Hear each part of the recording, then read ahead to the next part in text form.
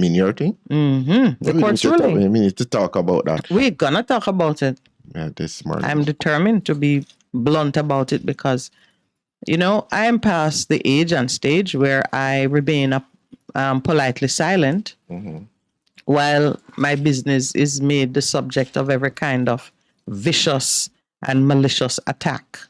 And to see the Director of Public Prosecutions committing the resources of her office to work around the clock all weekend in order to appeal against a little summary charge that should never have even made it to court is just an amazing thing to me.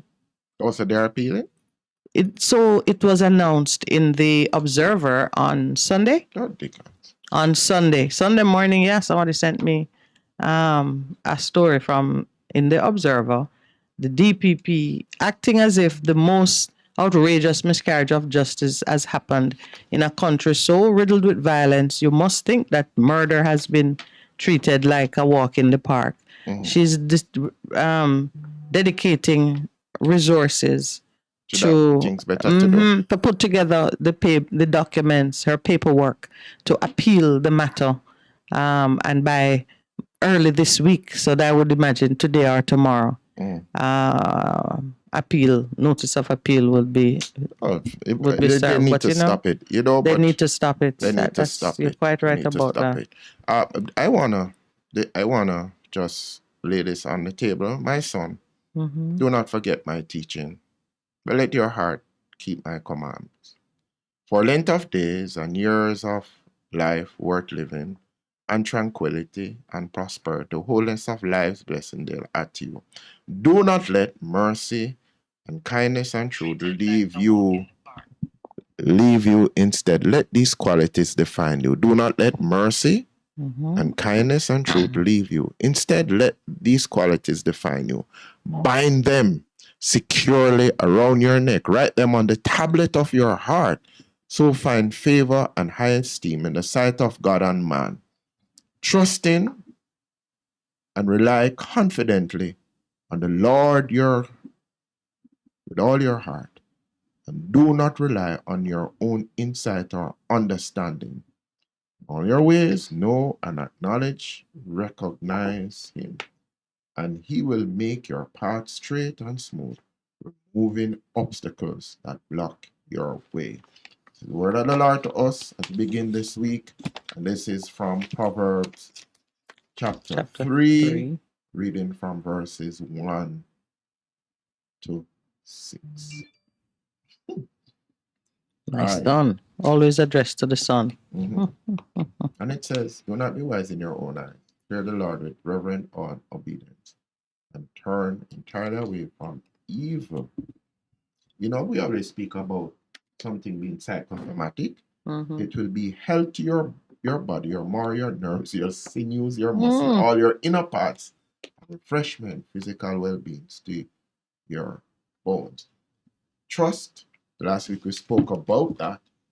And with all of what is happening, we continue to trust and to believe and to rely on him. As he says, if you do that, he will direct your path. So as you begin your week, as our high school graduates begin another journey, another chapter of what is happening, continue to trust, rely and believe. For indeed, he will direct your path. And I find it fascinating. It says, if you do that, he will make your path straight and smooth, removing obstacles that block your way. And so you have been doing that. You've been trusting. You've been relying on.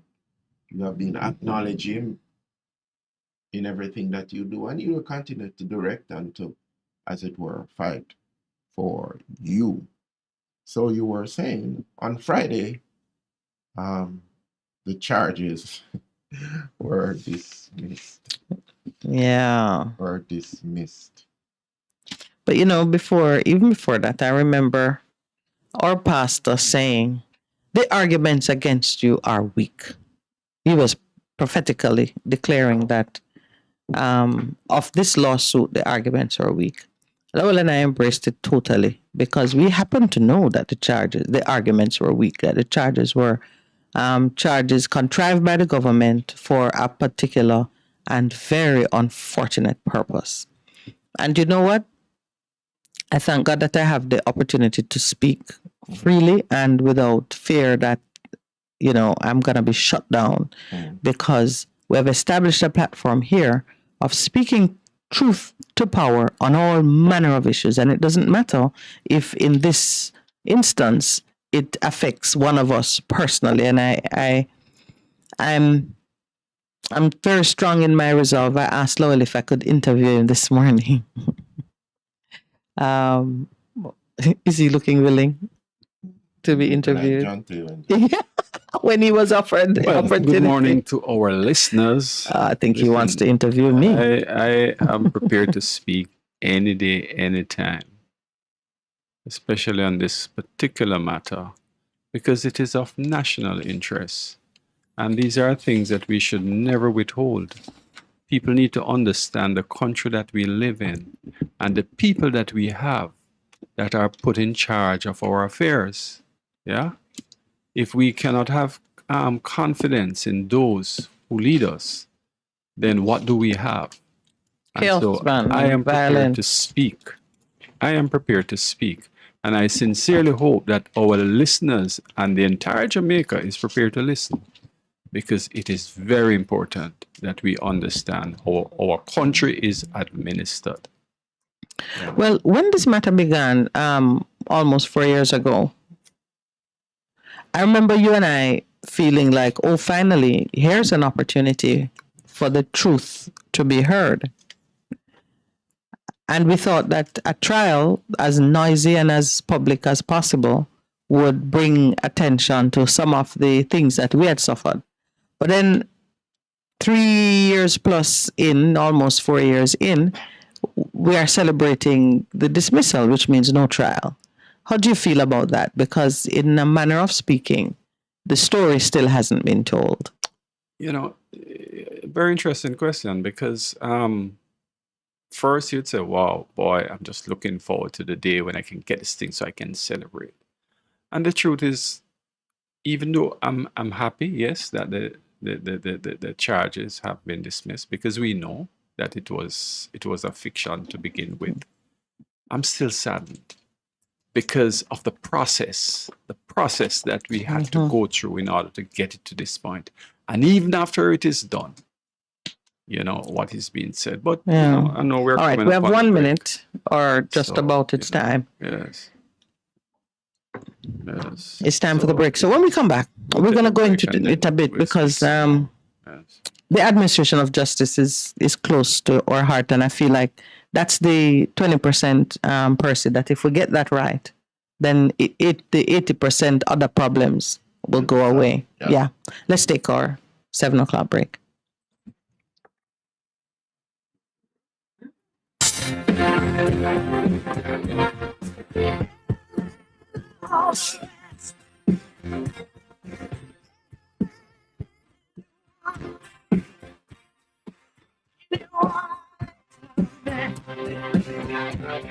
You're simply the best. Best FM 100 on your dial. Keep listening. The 2023 staging of the Ministry of Local Government and Community Development's Youth Summer Employment Program is set to start on July 17. Stay with us to hear the details. I'm Anjui James Sawyers. 6,500 youngsters 17 to 24 years old from across the island are set to benefit from work experience in various ministries, departments, and agencies, MDAs, for a period of 4 weeks. The 7th cohort of the Youth Summer Employment Program, YSEP, will start their work experience on Monday, July 17. We have started early this year because we want the orientation to take place. Minister of Local Government and Community Development, Desmond McKenzie. He says this year the initiative spearheaded by the ministry will see some improvements. This year there is a particular aspect of the program that we are going to be improving on. Last year we started it by having YSEP workers using technology to map our road network across the country. An excellent job was undertaken in that aspect last year, and we are going to improve on that this year. 3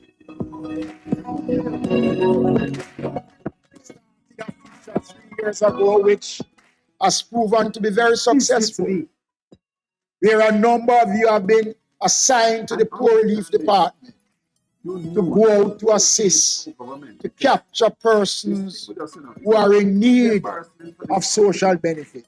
The other aspect that we'll be stepping up this year is to identify vulnerable people living in vulnerable communities. In case there's a hurricane or flooding, we can move to take these people to higher ground. Over 21,000 youngsters across the island have benefited from work experience in the public sector since the inception of the program in 2017. More than 100 of the participants have gained permanent employment in municipalities across the country. We started then with a little over 1,600 participants across the country. Last year, we expanded the Youth Summer Employment Program to the largest number of young people ever employed. Over 6,500 young people last year gained employment through the Youth Summer Employment Program. The young men and women will earn $15,000 weekly. YSEP returning participant Janelle Allen, who hails from St. Mary, says she is grateful for the practical experience from the program, which she says complements what she has learned in the classroom. This program has provided me with a sense of financial independence, being able to earn my own money during the summer months has given me a greater appreciation for the value of hard work and the importance of financial responsibility. She says the program has also helped her to grow personally and professionally. One of the most significant impacts of this program on my life has been its influence on my professionalism. It has raised my confidence level, and I can safely say that I am a little more poised, particularly in the work environment. I have also learned how to navigate and resolve conflict in a better manner. Minister Mackenzie is encouraging the youngsters to make use of the opportunity wisely as they prepare for the world of work. While this is a short-term program, it builds character, builds strength. Most of all, it builds a sense of responsibility. Minister of Local Government and Community Development, Desmond Mackenzie. For further information about the Youth Summer Employment Program, call the Ministry of Local Government and Community Development at 876-618-7360-9 or send an email to communications@mlgcd.gov.jm.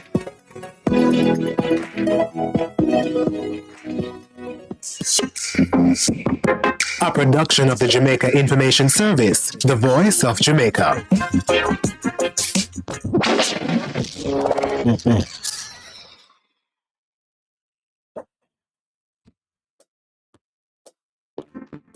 Best 100.5 FM brings you youth empowerment and resilience, a 30-minute program with Walton McLaren every Monday from 7:30 to 8 p.m.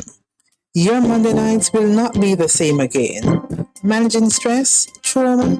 Let's talk on youth empowerment and resilience with Walton McLaren on Best 100.5 FM every Monday from 7:30 to 8 p.m.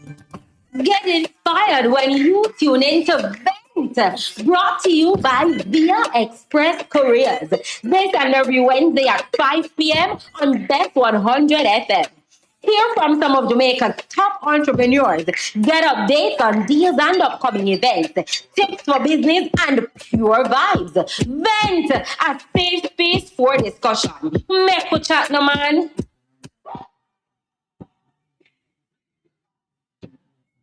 Praise the Lord. Praise the Lord. God is good. This is already pastor and friend, Reverend Simon Peter Jones, inviting you, my friends, to listen every Tuesday evening on Best 100 FM at 7:30 p.m. for the program, The Voice of Hope, as we extend hope to the hopeless in this dying world.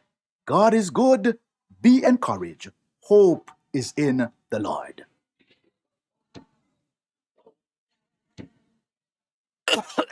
Ew, baby, you sick? Drink this. Strong back tonic wine. Oh, baby, you look like you want to sort out. You think that's all Trangback good for? This delicious tonic wine has natural ingredients like Busy, Medina, Moringa, and more to strengthen your body so you can fight off anything, including viruses, where it sound like you catch. Available island-wide, all foreign. Order at 749-1286 option 1 or IG Trangback TW. Trangback. Straight me your back for me. For a better choice in all your electrical supplies, A, authorized 3M dealer and better brand names. B, better service including free island-wide delivery. C, all major credit and debit cards accepted. It's ABC Electrical Sales. Shop number 8, Hagley Park Plaza, Kingston 10. Open Monday to Friday, 8 a.m. to 5 p.m. Saturday, 8 a.m. to 4 p.m. We make your electrical jobs as easy as ABC. Call 754-382-528 or fax 754-3659. ABC Electrical Sales, for a better choice. Veteran Printers for all your printing needs. We specialize in calendars, flyers, brochures, and more. Call us today at 968-7506. That's 968-7506. Or visit us at 4 East Bloomsbury Road, off Hagley Park Road. Veteran Printers, your best choice in printing. What should a taxi service do for you? On-Time Taxi Service is more than just a ride to the other side of town. They offer clean and spacious vehicles, reliable service, and promise to always look out for their customers. They'll come when you call and take you where you want to go on time.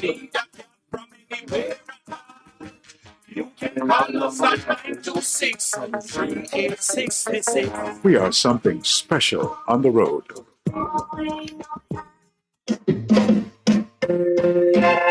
Having trouble getting parts for your Mazda? Maljam Auto Parts is your solution.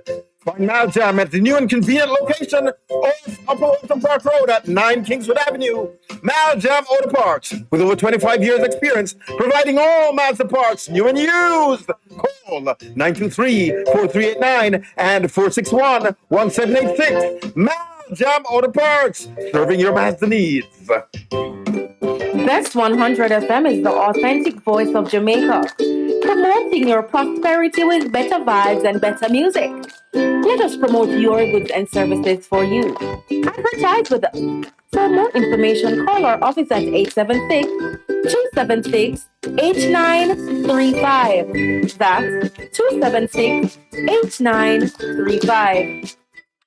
The Morning Connection is not your usual talk show. We aim to stimulate discussion and chart new paths to self-empowerment. So please join us, Minette and Percy, on The Morning Connection, Mondays to Thursdays, 6 a.m. to 10 a.m. on Best 100 FM. It's good, it's better, but nothing beats. Good morning. Welcome back to The Morning Connection. So we will continue where we left off in terms of this dismissal of the case, and we had asked the producer. Producer was making this comment, so please go ahead, sir. I have made that comment. No, you were answering a question that I put to you. The question. Yeah. Do you remember what I asked you?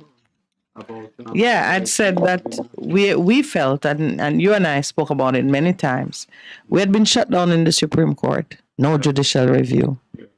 In the pandemic days, Privy Council said of no public importance or whatever, national import, whatever it is, they used a phrase to say that it was irrelevant and nobody cared. Yeah.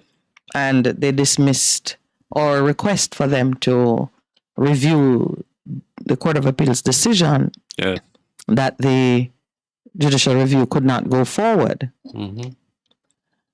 Now, after 3+ years, the parish judge has said in some very clear terms that the prosecutor failed in her duty to disclose information that would be necessary to mount a trial or to bring the thing. So she was really saying it can't even start because on the prosecutor's own case, there was no information coming forward that could lead to a trial. So in a way, in a manner of speaking, that's another shutdown. Yes. When you think about it. Except in our favor. Yeah. But, so that's what I was probing with you, because I myself haven't really come to grips with the significance of that, because we always wanted people to know what happened. We wanted to be known what happened. And it is important, because the other side, I find myself saying that no, because they are in fact on the other side. They led people to believe that a case went ahead previously, and we lost. But there's no case. Not realizing that we were shut down every step of the way. We were never given the opportunity to tell our side of the story, or at least to make it known what led to all of the hullabaloo that took place. Never did. They shut us down every step of the way until they get to that point where they overreached when they arrested us and called us person of interest. And now the DPP is talking as if she's going to chase us as if we're the worst murderers in Jamaica. Now you tell me, innocent people who spent millions of dollars in order to get license here, got license and were operating legitimately, and you with a trumped up charge arrested them and have for over 3 years having us been dragged through the courts, right? And then you come back to say, having realized that the charges that were brought against us were all trumped up, you now come to say that you're going to pursue it as if we are the worst murderers in this country? There was a miscarriage of justice. So here's what I want to add to it. Percy, is you interviewing us now? So you have but I'm just trying to say, I'm just reading. Oh, you're looking at it. We're going to be filing documents to pursue an appeal. So the lady, the person from the DPP office, the prosecutor, but when I figured I should have had all the documents, because if you were charging somebody, you must have had the evidence. So where are they going to find those things at this point in time? My brother, let me tell you something. I watched that attorney, assistant DPP lady in that court. I've never seen a person so dishonest in all my life. She lied. And I say this on national radio. She lied. She's dishonest. I've never seen it. And the way I saw her behave, you think she had something personal riding on this case, because 4 criminals are about to get away. And no matter what the judge did in order to try to get her to do the right thing, she refused.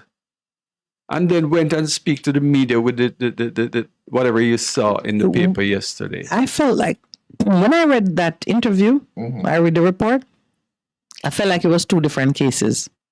But we always suspected that she didn't have a clue what the case was. Word. We're watching, and that's so in the dock where the 4 defendants sat, we were debating whether she was just dishonest or she was just incompetent at this particular case, because she disclosed absolutely no understanding of the case, and she was desperate to keep it on, to take it to trial. So everything the judge asked her concerning her readiness for trial, she said yes.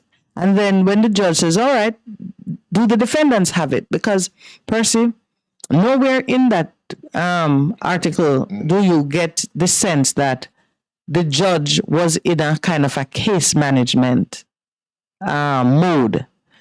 This case, when it was in case management early in the day in 2020, I tried to get, I gave our lawyers the information that would permit them to get the case management judge whose job it is to look at the charges and the evidence and make an assessment as to whether there's a viable prosecution. That is an initiative introduced in our judicial system, in our justice administration of justice, to make sure that the system don't stay clogged up with useless cases that can't go forward. Because then you hear how much things are on the docket and some cases can be heard. And we same one, citizens out there complain that it take too long and court is a waste of time and so on. So the case management, which was is a good thing to look at. Yes. What do you have? Let me see if there is any basis in law to charge this person. Absolutely. Can you succeed in a trial? And they're not trying to try the case. Judicial review. Yes, You're the going same against the question. government. Right. It's the same approach. Yeah. Let's make an assessment whether there is something material to go forward. So that's why I was saying to you, they always shut us down.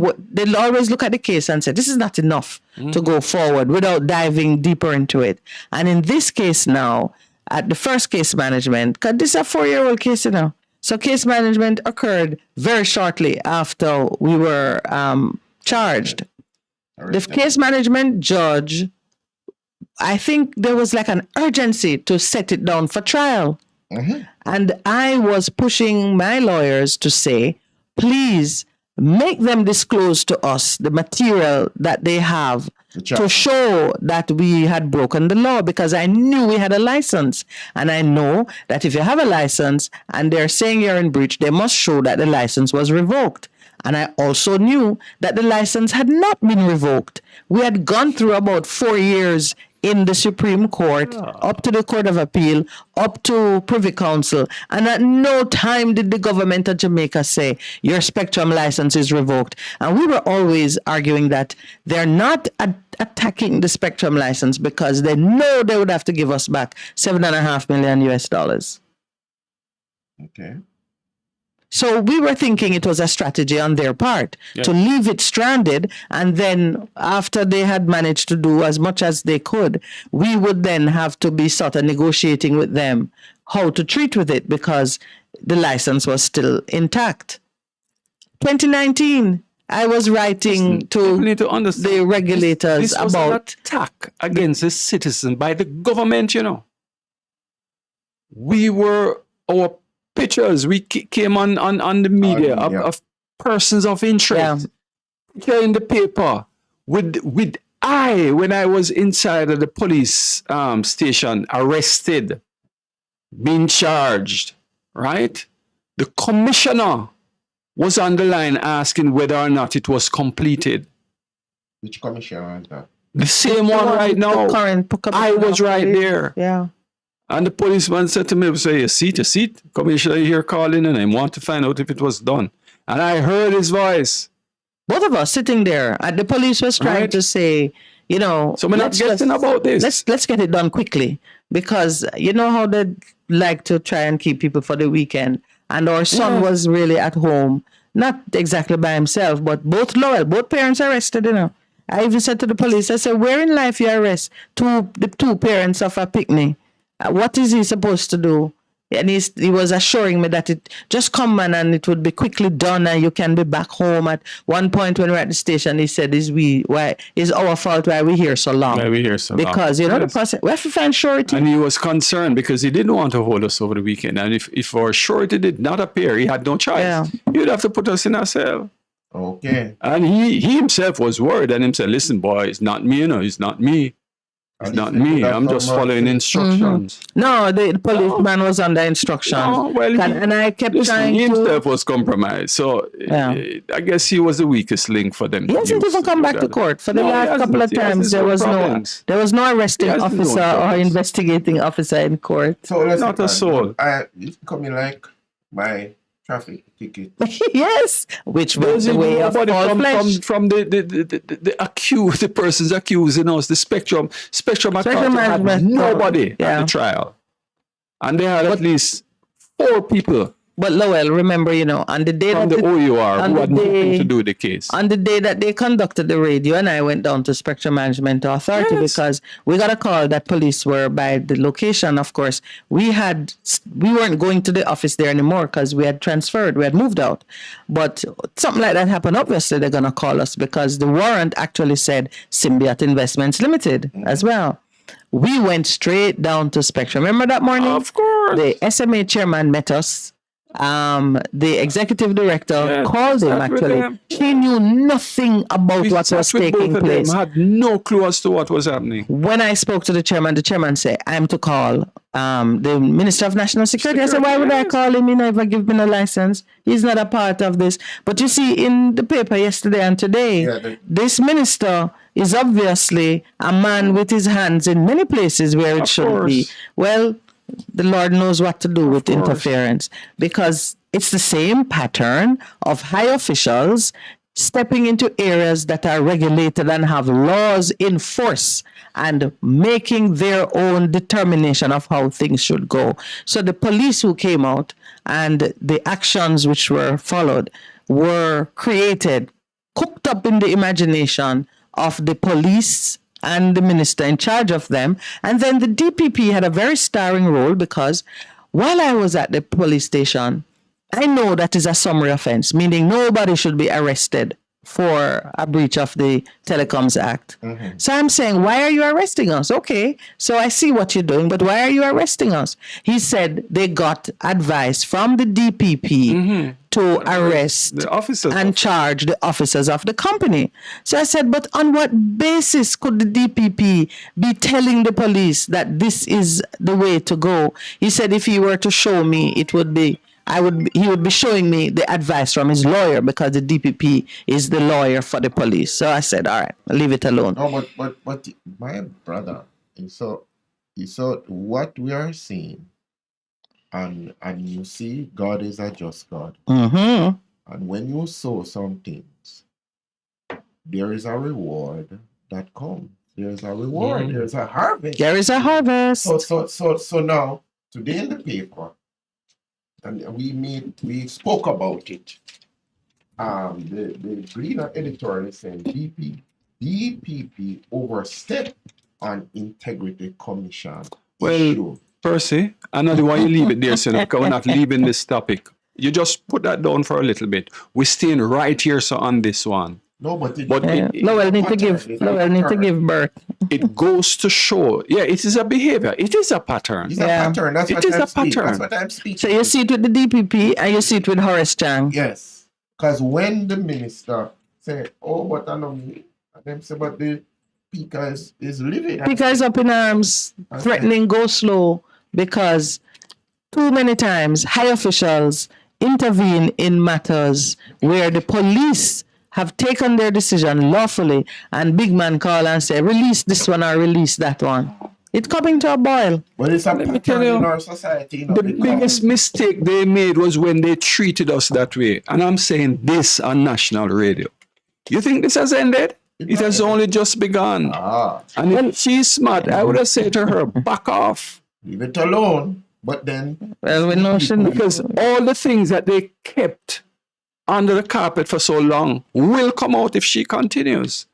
Well, they certainly don't want to talk to me, because I suppose too, Lowell, that she says that she has been thoroughly briefed by the lawyer who was in court. But then she thoroughly briefed by but it was her brief because she was being involved from the beginning. Yes, because she is the DPP herself is the one constant. They have assigned it to several different prosecutors who came and left.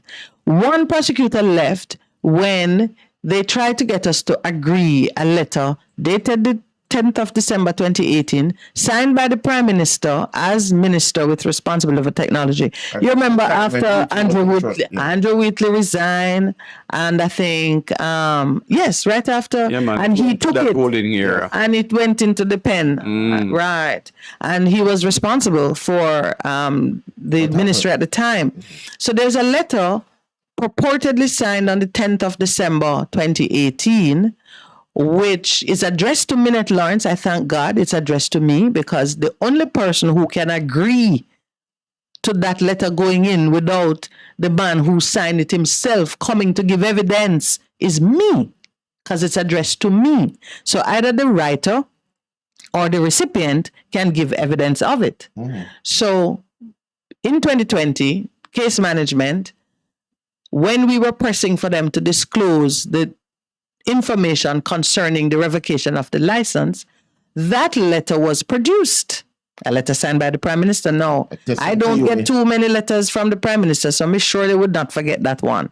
And the way my pen was ready for judicial review, there is no way a letter like that would have come to us and we never go to court immediately. So I said, I've never seen this letter. I never received such a letter. Show me. We now call on the proof of service. The prosecutor left.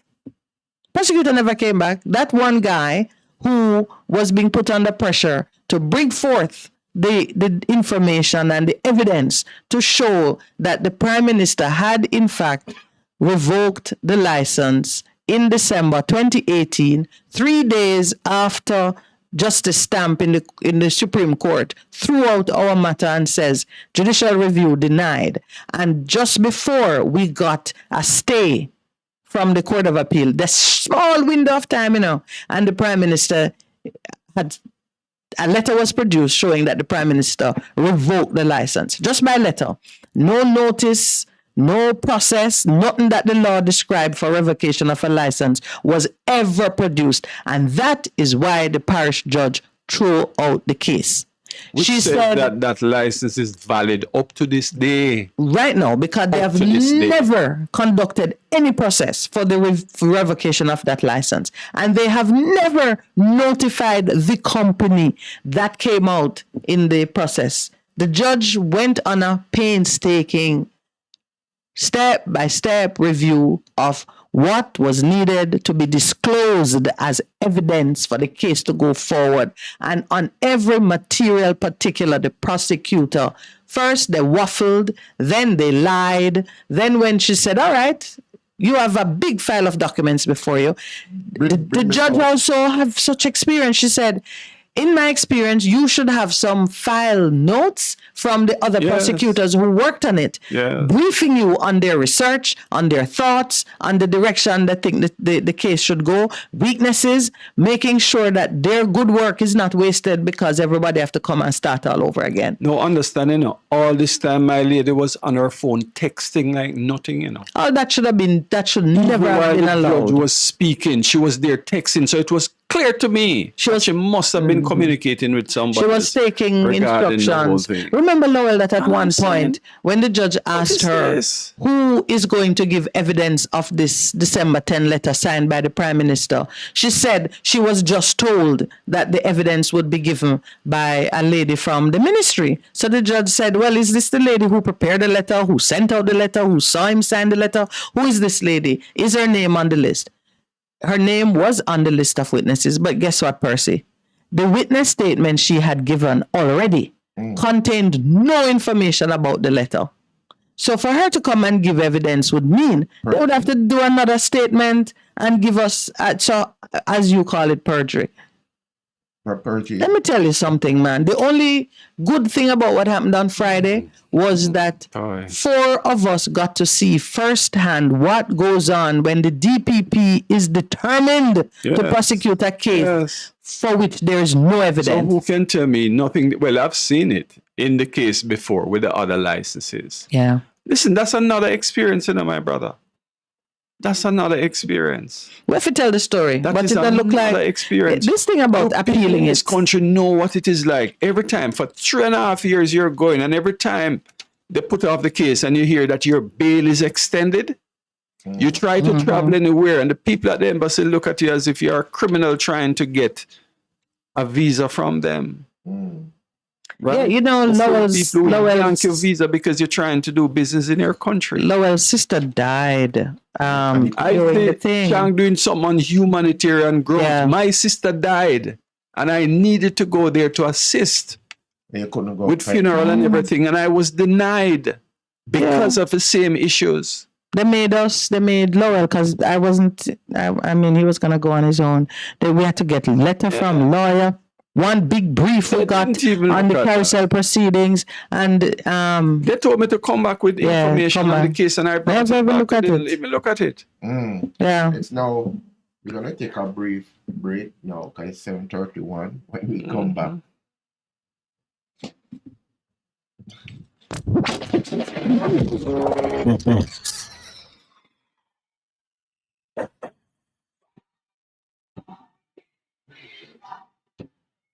Praise the Lord, praise the Lord. God is good. This is already pastor and friend, Reverend Simon Peter Jones, inviting you, my friends, to listen every Tuesday evening on Best 100 FM at 7:30 p.m. for the program, The Voice of Hope, as we extend hope to the hopeless in this dying world. God is good. Be encouraged.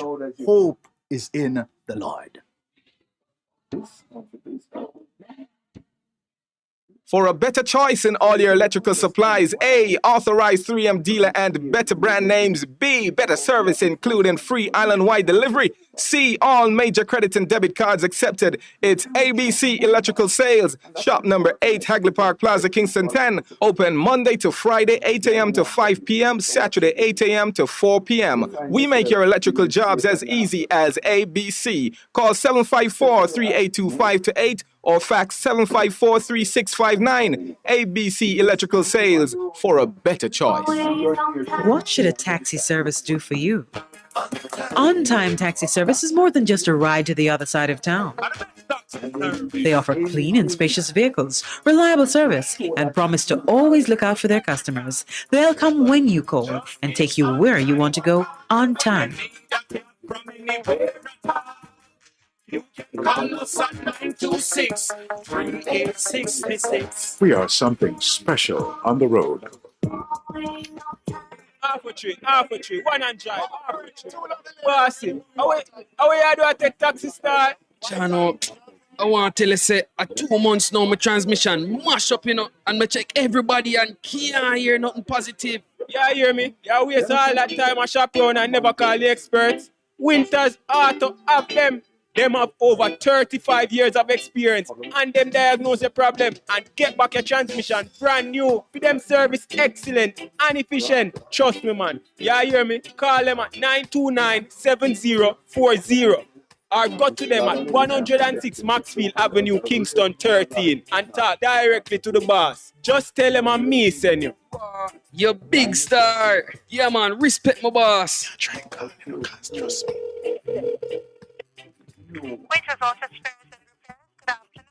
Ah, what a relief.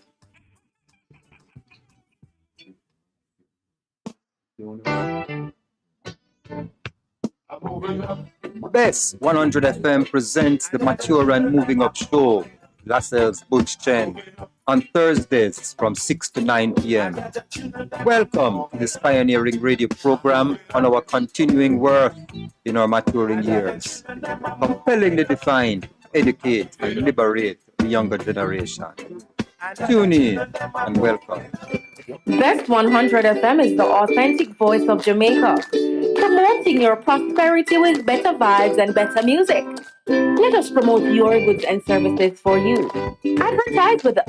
For more information, call our office at 876-276-8935. That's 276-8935. The Morning Connection is not your usual talk show. We aim to stimulate discussion and chart new paths to self-empowerment. So please join us, Minette and Percy, on The Morning Connection, Mondays to Thursdays, 6 a.m. to 10 a.m. on Best 100 FM. It's good. It's better. But nothing beats. Welcome back to the Morning Connection. We were just beyond what has happened to Symbiont Investment, but it's speaking to the greater. Lowell and Minette Lawrence. No, Yes, I yes, don't want yes, you to yes, yes, yes. depersonalize it. I'm sorry, That's my true. brother, but I am gonna keep it personal because it is personal to us. Yes. It's not about symbiote investment. But It's about Lowell Lawrence, Minette Lawrence, Natalie Neal, and Livingston Hines. Okay. But the greater issue for me is the justice, the justice issue. That's why we're making it personal, That's because why it has to be because justice doesn't occur in a vacuum. It is attached to the rights and feelings of individuals. And I heard Lowell saying just now, as he was still spitting fire, I heard Lowell saying that passionately. Yeah, well, we need some fire on it. We need to burn up some things. I heard him saying that criminals have been let go of charges, and the DPP suck it up and move forward. But summary charges, is a fine. Mm-hmm.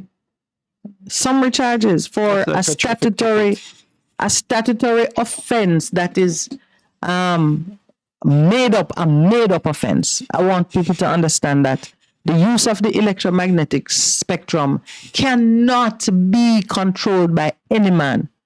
Our very physical bodies are walking transmitters. Electromagnetic. Absolutely. I mean, you can't, that's not something you can control. So, because the electromagnetic spectrum has been shown to be of such great value in technology, governments internationally seek to regulate the use at a certain level. The telecommunications act that they're talking about, which I am not too proud to say, that come out of my brain, out of my hands. I was the person leading the team from the private sector side to get that legislation drafted. There is a scheme of regulation for spectrum which does not involve criminalizing the use of it at all. It's an administrative offense if, for any reason, you are conducting your business in such a way that your use of spectrum becomes an inconvenience for somebody else who is also doing business. The use of spectrum by itself requires no license. It's impossible. Every one of us with any kind of wireless device use spectrum. You can buy equipment and have it in your house doing whatever you want to do for yourself, for your personal use, utilizing the same spectrum that the government collects money from people to say you can use it for commercial purposes.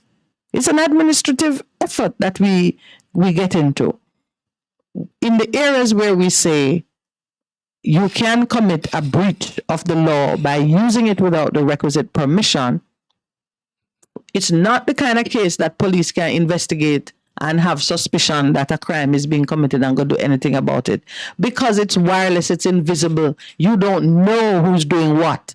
The scheme of regulation requires you, if you suspect something is happening, you have to notify the persons who you think might be doing it, and you have to give them an opportunity to engage, to speak to you concerning what is happening. The judge, who I don't think she has ever done such a case because there are not many of them, this is probably the first time that anybody, you know something? The other time was against Gotel. Mm-hmm. Because the SMA really had it in for Mr. George Neal. Mm-hmm. The other time was against Gotel in must say like 2007. Mm-hmm. That's the only other time I know of it. You have to get the carrier or the person who you think is using the spectrum to admit that is them. Mm-hmm. Because you can't know. Even if you give a license, and this is where the judge really showed her native intelligence, because me know she not learned telecoms. The judge said, and you know what, her experience as a judge counted too, because she was the judge who dealt with some case where the Maroons and the Bobo Dreads had an issue over the use of a radio station. Mm-hmm. And the only way, the way that the charge was brought, I think the Bobo Dreads had the control of the radio station, mm-hmm. had put their equipment in it, and were the ones operating the radio. On an occasion when they had closed the radio station, left it, locked up, and gone home, they hear on the radio, on the same band where they broadcast, they hear things going on.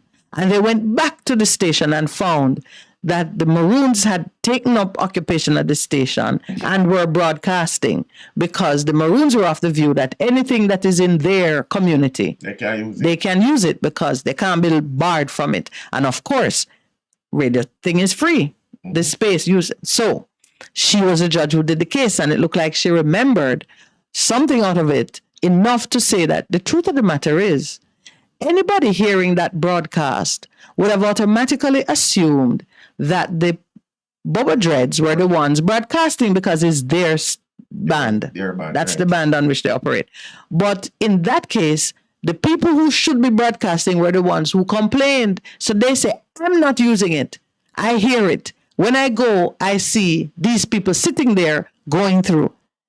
That is the only way that you could say, I know exactly who's broadcasting, because you see them physically in position and you hear it on the air. So she gave that case. A brilliant example. In our situation now, this is, somebody said they monitored. To monitor, you scan the airwaves. When you scan the airwaves, like you tune your radio, Percy, and you hear all the gibberish coming in, you don't know where it's coming from or who. So they scanned the airwaves, picked up something on that segment of the spectrum. The law requires that the people who you think are doing it, you send them a notice to say, is this you? If it's you, stop it. If you don't plan to stop it, come in and tell me why you shouldn't stop it. That's the regime. That's the regime everywhere. Because when it comes to the invisible, you cannot with certainty say who's doing what. In the very reports that they had to show you, and I'm saying this for Paula Llewellyn's benefit, in the reports that they had against us, their own experts were saying, we hear something, but we're not sure who, because it could be bleeding over from other people in the segment. I said, go. You're listening to, look at how many times when the signal mess up with ours, people can hear. I traveling, I said, you used to have on here, but that is not a different station. It happens all the time. Or you're driving through a community where people have other wireless devices that's transmitting, and there's interference. You regulate the spectrum, because that's you want why you regulate use of it. The use of the spectrum. Yeah. No, it's important. So all that knocked the poor prosecutor sideways. She didn't have a clue. Our lawyers were there saying, but you're only seeing upload, or you're only seeing download. You're never seeing the two. How do you know? Because guess what now? The other part of the legislation is that in order for you to establish that a broadcast is taking place that offends against the act, you must show commercial activity, meaning there is somebody receiving and paying for the service. In their own evidence that they had. They had witnesses who came. There are two people as witnesses. And you guess why the people were there? Oh, Lord. They didn't have any service. Which is proof positive that nothing is going on. That is proof that nothing is going on. So how can they be witnesses? But Minute, it is important that people understand, because they have been going around talking about the license was revoked. It's important to speak about the process. Oh, that was another big chunk of the 4 hours that we spent in court, because the judge came to the point where she said, okay, where's the evidence that you have disclosed concerning the revocation? The lady says, oh, well, there's a letter. But the letter she was referring to was not the actual letter from the Prime Minister. She was referring to a letter by which the Spectrum Management Authority gave to somebody else a copy of the Prime Minister's letter. So the judge said to her, so what is the process of revocation that you're relying on? She said it is the unilateral action of the Prime Minister revoking the license by letter. The judge says, is there a process that is, because this is a statutory offense, so does the statute give you a process for revocation? There was one long back and forth, because the prosecutor kept saying there is no process for the unilateral revocation. That's not true enough. Oh, Percy, bless you. That's not true enough. That is never true. Yeah. Speaking the man. That is never true. There is no situation in which a political man can just get up. In this day and age, that time pass. That time has passed. Coming out the letters that were written before and when you change. You remember? Yes, man. That is another pattern. That's another pattern that we see. Yeah, man. They love write letter and keep it. And if you misbehave, the letter comes out. Yeah, so apparently, so they wrote the letter, allegedly, in 2018. No evidence of it. That was the other thing, because the judge was pressing her to show the process of revocation, because she was saying, she said revocation, something as big as that, must have some consequences. Maybe they have some rights that would have to be triggered when you give them the notice. And did you give them notice? The lady says yes. The notice was a letter that was given to a consultant who was working on the thing for the very limited purpose of negotiating the steps for transition of the change of ownership from Symbiote to Extranet. It was the judge who had to point out to the prosecutor that, but that man is there for a limited purpose. You can't just increase his authority to serve him with a document, and that can't be noticed because that letter says the license is revoked with immediate effect. You can't be giving notice to somebody after the event has occurred. You know, I don't think the prosecutor get that up to the point she was leaving court. Listen. So what they're researching? What is the DPP researching? Well, the DPP seemed to have been briefed on a different case. In a parallel universe, there was a case taking place with the same parties in which the judge was looking at whether or not she should sign an order of indictment, even though the prosecutor didn't apply for one, where the judge was looking at an abuse of process application, even though the judge had made it clear that she has not left case management disclosure requirements because she saw that an attempt was being made to push a case to trial without clearing the obligations necessary for the defendants to be fairly represented in the trial. At the first time, I mean, I learned so much listening to this lady handle her court. Very entertaining, but very adept. And she was she knew the law and she knew the practice and she knew the personalities, because she was even talking about this habit that the DPP have of entering the nulli pros, short form, to say you nullify the prosecution before this court and you take it away and you go before a friendlier court and do what you want to do. Whenever a judge is proving or displaying, a disposition to favor the defense in whatever is happening, the prosecutor is known to pull the case away and carry it somewhere else. Where have we heard that before? Oh, yes. Because this judge is the third judge that we got. Of course. You remember? Of course. The third judge and the fourth prosecutor. No, when you said the lady said, I won't be here. And you were saying, congratulations, you get a promotion. And she said, no. I'm not handling this case. I'm just going somewhere. No, it's crazy. But listen, but oh boy, as the Lawrences and the Hyatts, people, what we are saying, that's why we keep talking about justice, in this country. Justice in this country. It begs the case. So on to the little man like my son. Because we were alluding to that today, we're telling him to walk straight. You remember, Lord? Yeah. Instruction. Oh, yes. So you have your high power judges and you have your money. So what to the little youth on the corner? Yeah, man. They have no chance make the against crime that. fit. That's what they do, fit the crime so that they can get a conviction. Let me tell you, man. It happens so often in this country. I picked it up. I'm sure you did too. It was clear that this prosecutor was prepared to bring back the evidence to satisfy the questions. And the judge had to be saying, your case is what you get. The police do their investigation, they take statements, they give it to you. You can't better it.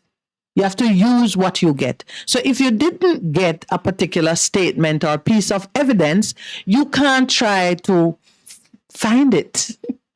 Oh, she was prepared to go back as many times as it takes. She will come back with a new indictment. To come back because she had something riding on this case, I am sure of it. Maybe her job, because look at the DPP now coming out on Sunday. Do you know, Percival, that the judge's order has not been published? Yet the DPP was going to be working throughout the weekend to appeal. An order. It has not been published. But you have to have written yes by the judge, and then you appeal because you have to appeal on what is in the Yeah, but whether or not you have a right to appeal, that's another story. And you won't know until you see what the judge says she's doing. So we all report and we're glad for it. Listen, the only thing I wanted to hear was you're free to go. When she said you're free to go, me take up my bag. One of the lawyers had to say, no, wait, because the equipment that were taken, I mean equipment not under surety or bond. I was under bond. Let me tell you how horrible this thing is. When you're sitting there and the time run and you want to go to the bathroom, do you know that a defendant on bail can't just get up and go to the bathroom? You have to let the police know, because as far as they're concerned, you're absconding bail. You're a flight risk. Don't hear us. The police officer on Friday, she watched me like a hawk. I'm like, why is this woman watching me? If I make an expression, I was praying, so my lips were moving. I was in my Hannah moment. Yes. Because when I saw where the thing was going, I said, Lowell, we need to pray this through. Yes. And my lips were moving and I was praying, and Lowell was doing the same. She looking at me and trying to silence me, like shaking her head and like I'm watching you. And I said, this is even an infringement of my freedom to express myself. As a defendant, you're to just sit in court and do whatever you are told. Well, you're a prisoner.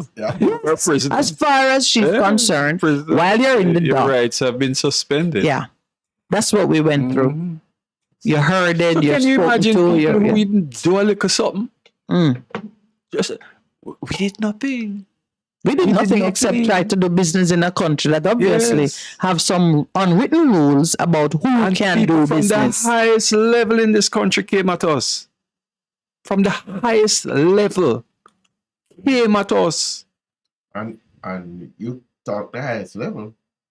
And as we spoke about last week, the highest level, the intention is that you, because of the color of your skin, where you come from, have a right in this country. Those are the other issues that I remember. Yeah, but you see, bring the but when I look and see that the judge look like me, the prosecutor look like me, the policeman look like me, the only one who never look like me is Minister Chang.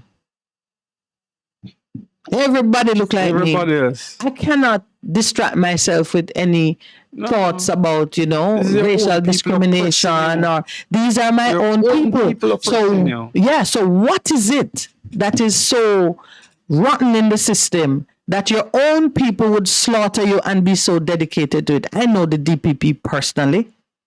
I mean, I'm not her friend to be doing any social mixing, but I know she knows me. Why the judge say, Minette, you are free to go, and Paula is setting her staff to work round the clock through the weekend so they can pursue us? And they know that the motivation behind this case is unrighteous. It is wicked. It is malicious. Why? She knows me. It's not like she don't know me. Does it at any time enter anybody's mind that, okay, these are just some business people trying to do something? You know whose mind it entered, Lowell? Do you remember the judge said, why are you trying to keep these people here? Yes. Here? The judge asked that question? Yeah. To the prosecution? To the prosecutor. Yes. Yeah. Yes. She said, Madam Prosecutor, you are a minister of justice. Wow. You have an obligation to disclose to the persons charged the information that you have on them so they can prepare for trial.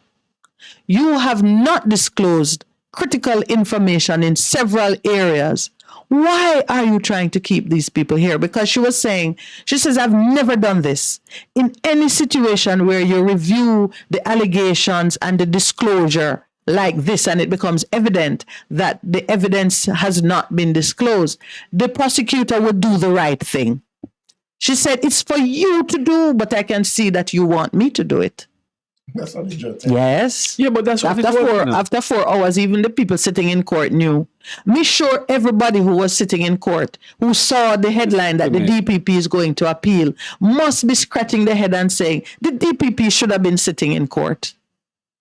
We were beginning to discuss at what point can you take a lawyer to the GLC She should for be that brought. kind She of should be brought behavior. there. We It's totally sitting in unprofessional. court and knowing how the GLC treat other people, we're saying, but this woman is ready for something. She should be brought there.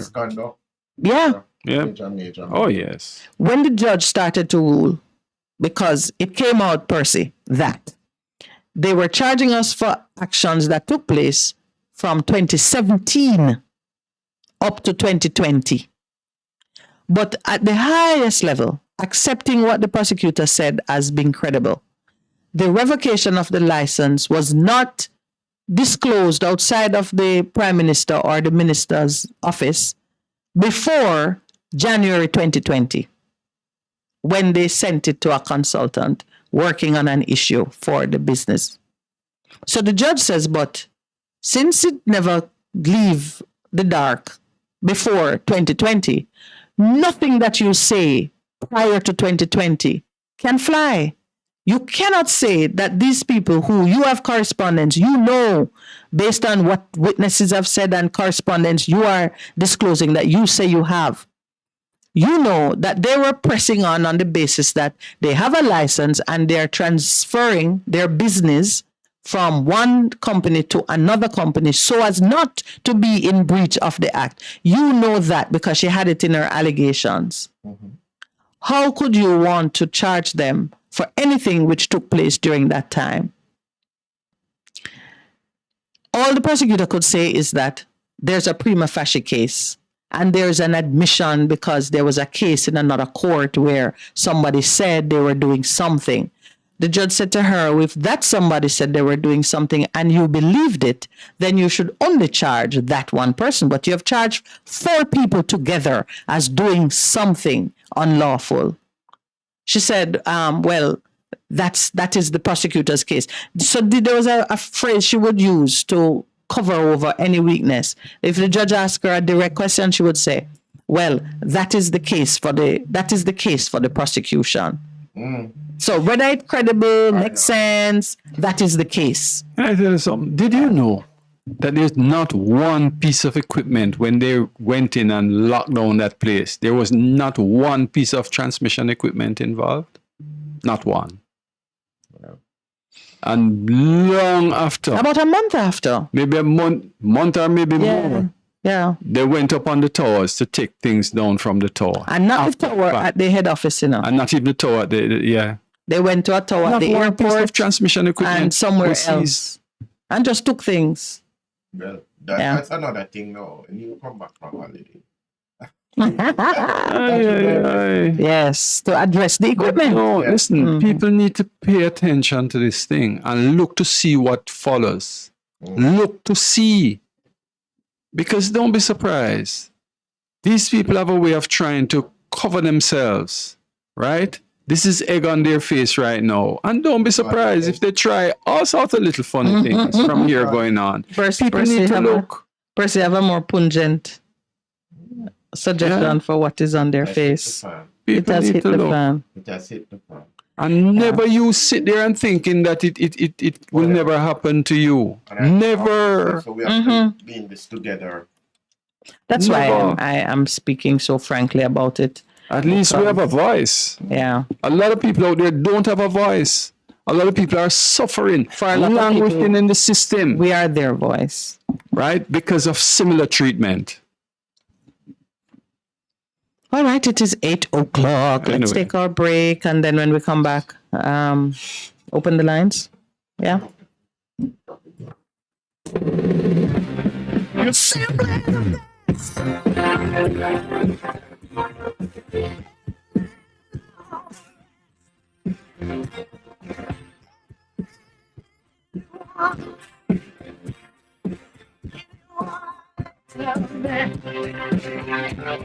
You're simply the Best FM 100 on your dial. Keep listening. Hello, I'm Emily Thomas with the BBC News. Israel has launched a large-scale military operation against Palestinian militants in the Jenin refugee camp in the occupied West Bank. The Palestinian Health Ministry says 8 Palestinians have been killed and 50 others hurt. The Israelis say at least 7 people they call terrorists have been killed. More from Yolande Nell in Jenin. All around us, you've got this acrid smell. Tyres have been set on fire. There are protests here very early in the morning, and there have been gun battles continuing through the hour or so that we have been in Jenin. Regular, loud thuds of explosions coming from particularly within Jenin refugee camp. We've seen plumes of dark smoke coming up from there. It's obvious that this is still quite an intense stage in what Israel says is its extensive counter-terrorism operation. There are claims as well from the Palestinian militant groups that they have shot down one Israeli military drone. People have been gathering outside town halls across France to protest against almost a week of nationwide riots. The violence was sparked by the police killing of a teenager last Tuesday in the Paris suburb of Nanterre. The unrest appears to be reducing in intensity. Lucy Williamson reports from Paris. At midday, sirens sounded at town halls across France to call for a return to order. Crowds gathered outside the buildings in solidarity with the mayor of Les-Roses near Paris, whose wife and children were forced to flee after a burning vehicle was sent towards their house on Saturday night. Pressure on the government continues. The Interior Minister, Gérald Darmanin, said some of those arrested were as young as 12 years old. President Macron is meeting National Assembly leaders today and will bring together more than 200 mayors from the affected areas. Police in Hong Kong are offering rewards of $130,000 for the arrest of 8 exiled activists accused of colluding with foreign forces and endangering national security. Human Rights Watch described the arrest warrants as an indictment of Hong Kong's once well-regarded law enforcement. Li Guaiwa from the National Security Unit said the draconian national security law also applied outside Hong Kong. Since the implementation of the national security law of Hong Kong, our department has totally arrested 260 individuals. So most of them, the offense is committed by them is occurred in Hong Kong. But I would like to draw attention to a situation that some people have fled overseas and continue to engage in the activities and endangers the national securities. Annual inflation in Pakistan has eased for the first time this year. The Statistics Bureau said inflation in June was just under 30%. BBC News. Russia's defense minister has made his first public comment since a short-lived mutiny by Wagner mercenaries demanded his removal. Sergei Shoigu said the uprising, which began 10 days ago, failed because of the loyalty of Russia's armed forces. He also insisted that the rebellion hadn't affected frontline troops in Ukraine. I want to touch upon another issue. Our Supreme Commander has already given comprehensive commentary on it. It's about the attempt to destabilize the situation in Russia on June the 23rd and 25th. These plans failed primarily because the personnel of the armed forces were faithful to their oath and their military duty. The provocation did not affect the actions of army groups. The troops courageously and selflessly continued carrying out the tasks entrusted to them. The Ukrainian President Volodymyr Zelensky has admitted that the past week has been difficult for his country's military. Thailand's king has formally opened parliament for a session that will try to create a new government after nearly a decade of military-backed rule. At a ceremony in the capital, Bangkok, the king addressed MPs as well as foreign dignitaries. The state opening is largely a formality and much of the real business gets underway on Tuesday. Vietnam has banned the release of the American film Barbie because it says one scene features a map deemed offensive. The U-shaped 9-dash line is used in maps of the South China Sea in China to show its claims over vast areas, partly intersecting with those Vietnam considers its own. In tennis, the opening day of Wimbledon is getting underway. The defending men's singles champion Novak Djokovic is first up on the main centre court, where he's seeking a record-equalling 8th title in London. Following him are the wildcards Venus Williams and Elina Svitolina. Russian and Belarusian players will also take part as neutrals after being banned from last year's championships. BBC News.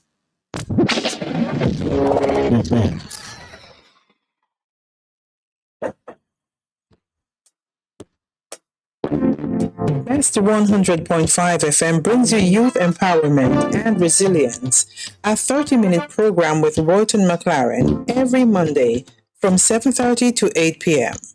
Your Monday nights will not be the same again. Managing stress, trauma? Let's talk on youth empowerment and resilience with Royton McLaren on Best 100.5 FM every Monday from 7:30 to 8 p.m. Praise the Lord, praise the Lord. God is good. This is already pastor and friend, Reverend Simon Peter Jones, inviting you, my friends, to listen every Tuesday evening on Best 100 FM at 7:30 p.m. for the program, The Voice of Hope, as we extend hope to the hopeless in this dying world. God is good. Be encouraged. Hope is in the Lord. For a better choice in all your electrical supplies, A, authorized 3M dealer and better brand names. B, better service including free island-wide delivery. C, all major credit and debit cards accepted. It's ABC Electrical Sales. Shop number 8, Hagley Park Plaza, Kingston 10. Open Monday to Friday, 8 a.m. to 5 p.m. Saturday, 8 a.m. to 4 p.m. We make your electrical jobs as easy as ABC. Call 754-3825-8 or fax 754-3659. ABC Electrical Sales, for a better choice. Having trouble getting parts for your Mazda? Maljam Auto Parts is your solution. Find Maljam at the new and convenient location off Upper Walton Park Road at 9 Kingswood Avenue. Maljam Auto Parts, with over 25 years experience, providing all Mazda parts, new and used. Call 923-4389 and 461-1786. Maljam Auto Parts, serving your Mazda needs. Veteran Printers for all your printing needs. We specialize in calendars, flyers, brochures, and more. Call us today at 968-7506. That's 968-7506. Or visit us at 4 East Bloomsbury Road, off Hagley Park Road. Veteran Printers, your best choice in printing. What should a taxi service do for you? On-time taxi service is more than just a ride to the other side of town. They offer clean and spacious vehicles, reliable service, and promise to always look out for their customers. They'll come when you call and take you where you want to go on time. You can call us at 926-3866. We are something special on the road. Half a tree, one and drive, half a tree.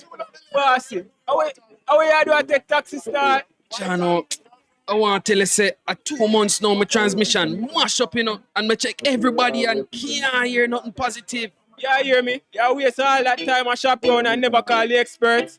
Winters Auto have them. Them have over 35 years of experience and them diagnose your problem and get back your transmission brand new. For them service excellent and efficient. Trust me, man. You hear me? Call them at 929-7040 or go to them at 106 Maxfield Avenue, Kingston 13 and talk directly to the boss. Just tell them I'm me, senior.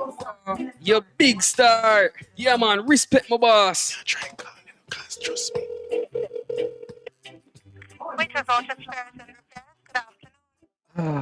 What a relief.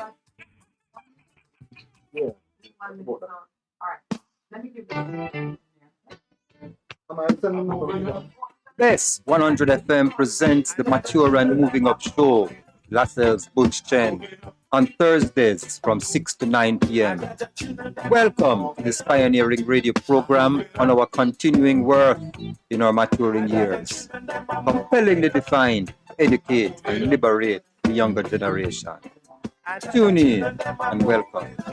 Best 100 FM is the authentic voice of Jamaica, promoting your prosperity with better vibes and better music. Let us promote your goods and services for you. Advertise with us. For more information, call our office at 876-276-8935. That's 276-8935. The Morning Connection is not your usual talk show. We aim to stimulate discussion and chart new paths to self-empowerment. So please join us, Minette and Percy, on the Morning Connection, Mondays to Thursdays, 6 a.m. to 10 a.m. on Best 100 FM. It's good, it's better, but nothing beats. Good morning and welcome back.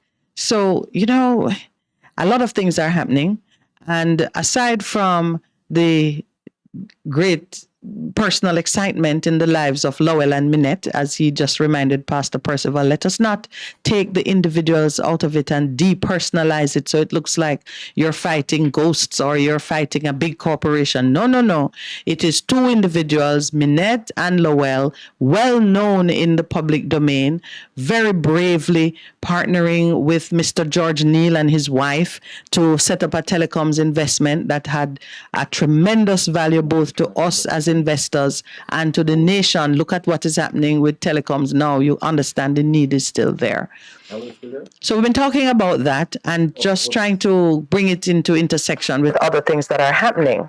And I learned from my friend, trade unionist Mr. Valentine, that Separate is under a complete lockdown as we speak. The rights of workers are uppermost in our heart.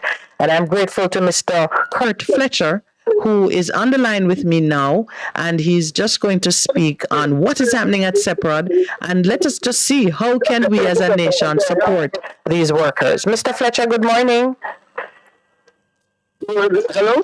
Good morning. I'm hearing you. Yes, good morning and good morning to you and your listeners. I shouldn't say good, but it's a morning. Listen to me, man. In the will of God, it's always good because while you're fighting for justice, you're covered. Always. So, yes, I speak a blessing to your organization. What is happening to the workers? And then just give me what your actual position is. What role do you play in what's going on there? You're coming across very low, but I'm going to go ahead and speak. Go ahead. We have been in discussion with the management of Caribbean Products Limited, who is under the Separate Group, trying to agree on a flexi-work arrangement. Now, the law dictates that if there's going to be a change in work schedule, that there must be an agreement between management and by extension the union representing the workers. Now, we are not in a contract period now. The contract expires in December 31. We said to the company that we are always willing to engage you in the discussions to see how best we can facilitate that. We had met on Monday last. We did not have an agreement. The company said they would go and speak to their workers.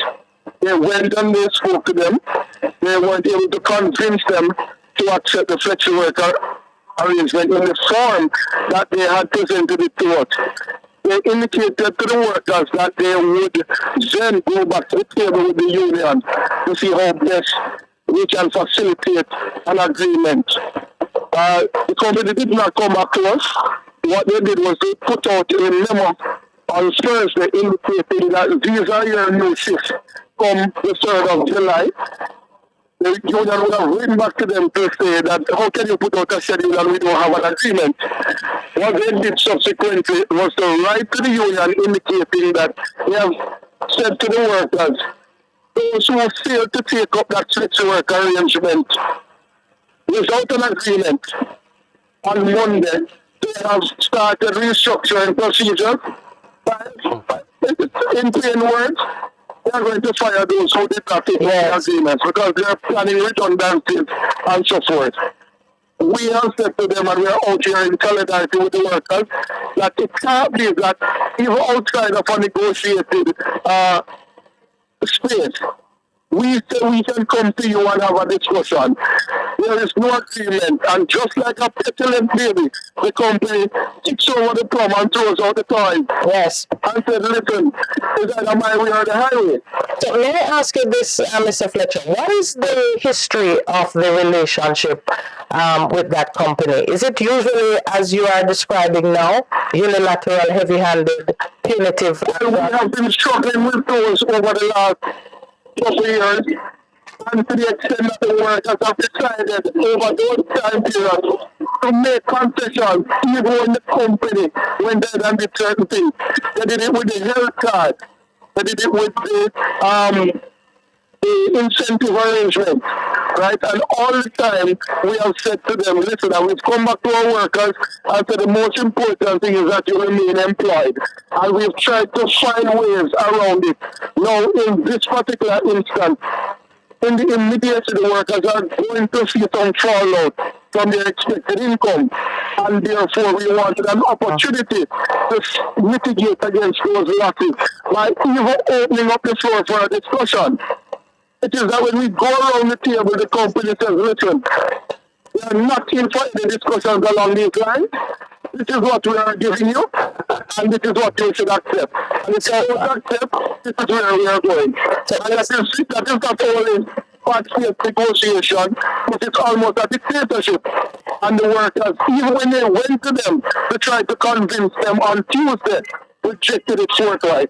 So let me ask you this. My co-host wants to ask you a question, also Mr. Fletcher, but before he does, what level of impact would dislocation, cessation of services, or even withdrawal of services have on national life, economy? How would the public be affected by what is happening at SEPA? To be quite honest, I would say that total lockdown, what we have is a majority of the unionized workers who are critical to the plan in here voicing their displeasure and discontent about how they have been treated, not only in this particular instance, but over the years. It's culminating in this particular thing.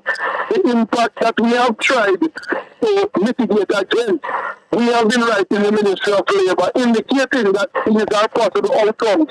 From last week, in a view to get all parties to speak, especially at the Ministry of Labour, in a very respectful way, but a very open and transparent way, to see if we could resolve it.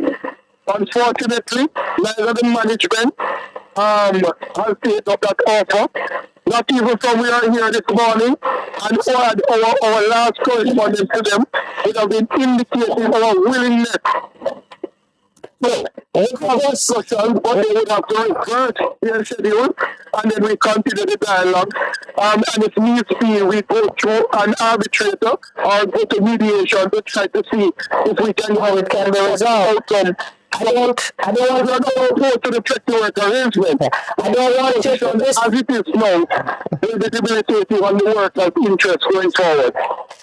Before you leave the subject, can you just give us the human interest perspective? What kind of impact the flexi work schedule would have on people's lives? Well, those are the things that we want to discuss with the company. For example, there will be different shift times. People would have to, there will no longer a weekend, and therefore we want to know how they will treat with certain things, with transportation, with meals, all of those things that we would want to.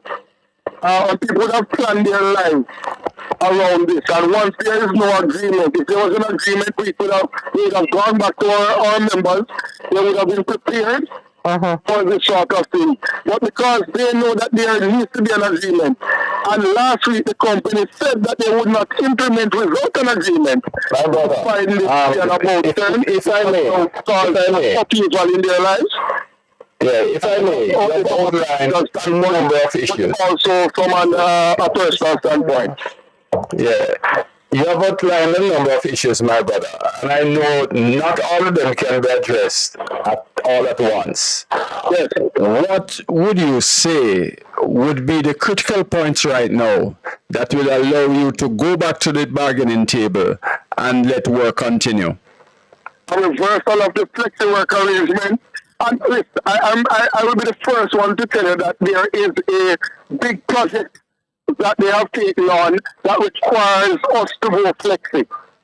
The issue that we have with that is that we are willing to facilitate it, but the company is not being as open with us in terms of understanding that there's going to be fallout, both financially and personally, and that we want to have that discussion to see how best we can mitigate against that. to the reversal of it, and we continue to dialogue. Well, you know, my brother, we stand with you. I can hear what is, I know, I see the subtext, and we have well moved away from the plantation, slave, free labor operation type system where management tells labor where to go, what to do, and that's the end of the story. So we stand with you. And we thank you for the solidarity, and we hope that the rest of Jamaica will stand strong with these workers, because this will set the tone for any other management who believe that they can operate in that way. Yes. And to change things unilaterally without the input or agreement. Well, you see it happening all across the nation. We're doing constitutional reform. We have to be begging for proper consultation. We're seeing interference at levels, high officials giving instructions that don't make sense. So we do understand that it is a pattern, and Jamaicans need to see that one day it's going to be their turn. And just one last thing. Yes. Everybody now is trying to beat on this word consultation. Yes. And to beat on it to the extent that they believe that forms an agreement. Consultation is not you telling me. It is us sitting down and listening to each other's views and then coming up with an agreement, which is fundamental to consultation, especially in a unionized environment. Absolutely. Very well said. Very well said. And yeah, that's an important fact. For labor and capital to work together, there has to be respectful dialogue and agreement. I thank you. Thank you, Mr. Fletcher. Thank you very much. All right, take care. We keep on it. All right. Thank you. No, that was just a by the way, because I just checked my messages and saw that Mr. Valentine had sent me a note to say this was happening. We know that separate in the group, there was the subject of that awful, grand theft orchestrated by members of their staff. They had that huge fire not so long ago, which must have had an impact. And now I remember their group general manager, Mr. Pandoy, being so pained and the betrayal of staff in orchestrating that massive internal fraud. And you earlier you were saying to me, don't depersonalize it. We're human beings caught up in something. I feel like there's an element to that. Human beings caught up in something, and now it has gone in the worst possible way. But, it is important that we understand, that we appreciate that no one wins in this situation. No one wins. No, the fact of the matter is that's a lose-lose. A company is huge. It cannot absorb a lot of these things, even though, yes, their bottom line will suffer for it. But one individual who is seeking to feed their family, who is seeking to do right by society, when they're put in this position, what do you expect? And it gets to a point, it has ripple effect. It gets to a boiling point. Yeah. Last week we were talking about our young friend who was the subject of that kind of flexi week approach, and the hours she got interfered with her ability to worship, and it's a problem. Well, we're at that point now in Jamaica. Good morning and welcome to the Morning Connection. Good morning. Good morning. Hey Wayne, good morning to you. Thank you for being our first caller. Yeah, let's see, get hooked on here, you're talking, So you said, let me call her and talk to her myself. Oh, what's on your mind? But at the same time, you talk, something keeps flashing back to my mind. Tell me. The time in the PMP government with almost into where the whole collapse is going and a lot of business crumble. Yes. Yeah. In other words, these people is just, I may think again about your doings or what come upon you, because you have other competition where they don't want you to do what you are doing. You have a cause big problem for them earning. Disruption. Yeah, and when you see the DPP putting out a statement that they're going to be working around the clock all weekend to be ready with their appeal early in the week, I realized that, whoa, there is some strong commercial motivation behind this. For now, but your voice drop me here very, very, very low. I'm looking at the engineer. Overall, still, years these things are happening, you know. Of course. Years. I don't know, I feel like everybody's supposed to feel the pinches of these mismanagement of this country. Everybody, I feel it. It is showing all doings, all government things, school, hospital, road, name them, you know, so. But somehow, it's like we are just by ourselves and we just don't know if we get this unity to bring forth this change, you know. And we need to overcome that. We need to get this unity. We're going to break the yoke. In fact, like as we speak, it is broken. Like them a think about themselves really, instead of the overall effect these things that carry upon us as a people.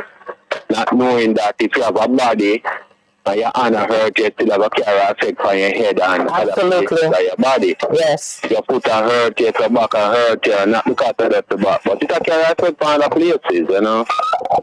So, yeah, for us, I mean, I don't know what to say. Compare still in them. Absolutely. And so when me can say, you know, we need for us. We need a unity. We are too divided. As African people overall, so not even Jamaica, all over the world.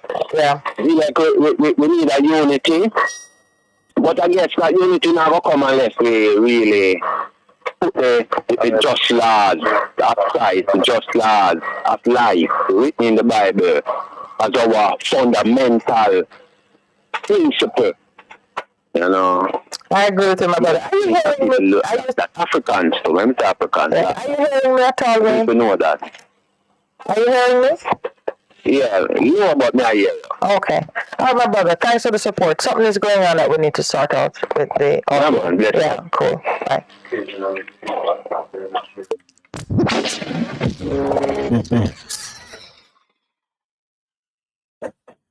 For a better choice in all your electrical supplies, A, authorized 3M dealer and better brand names. B, better service including free island-wide delivery. C, all major credit and debit cards accepted. It's ABC Electrical Sales. Shop number 8, Hagley Park Plaza, Kingston 10. Open Monday to Friday, 8 a.m. to 5 p.m., Saturday, 8 a.m. to 4 p.m. We make your electrical jobs as easy as ABC. Call 754-382-528 or fax 754-3659. ABC Electrical Sales, for a better choice. Having trouble getting parts for your Mazda? Maljam Auto Parts is your solution. Find Maljam at the new and convenient location off Upper Walton Park Road at 9 Kingswood Avenue. Maljam Auto Parts, with over 25 years experience, providing all Mazda parts, new and used. Call 923-4389 and 461-1786. Maljam Auto Parts, serving your Mazda needs. Veteran Printers for all your printing needs. We specialize in calendars, flyers, brochures, and more. Call us today at 968-7506. That's 968-7506. Or visit us at 4 East Bloomsbury Road, off Hagley Park Road. Veteran Printers, your best choice in printing. What should a taxi service do for you? On-time taxi service is more than just a ride to the other side of town.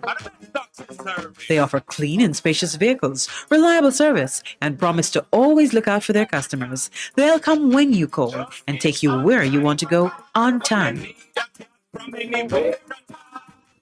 You can call us on 926-386-56. We are something special on the road. The Morning Connection is not your usual talk show. We aim to stimulate discussion and chart new paths to self-empowerment. So please join us, Minette and Percy, on The Morning Connection, Mondays to Thursdays, 6 a.m. to 10 a.m. on Best 100 FM. It's good, it's better, but nothing beats. Good morning, caller. Welcome to the Morning Connection. How are you today? Good morning. Good morning. Morning. Yes. Hey, Cruz. Hi, Mr. Cruz. How are you? Not bad. Yes, sir.